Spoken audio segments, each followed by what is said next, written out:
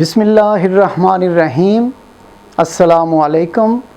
روحانی رہنمائی اور روحانی علاج کے سلسلے کے پروگرام کے ساتھ آپ کی خدمت میں حاضر ہوں۔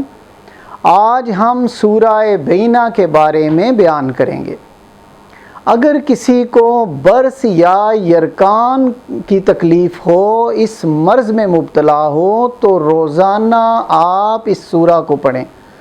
اس سورہ کو روزانہ پڑھیں، اور یہ پڑھنے والا اگر برس میں مبتلا ہوگا یا یرکان کی بیماری میں مبتلا ہوگا تو اللہ تعالیٰ نجات عطا فرمائیں گے، اور اللہ کے فضل سے اس کو شفائے کاملہ عطا فرمائیں گے۔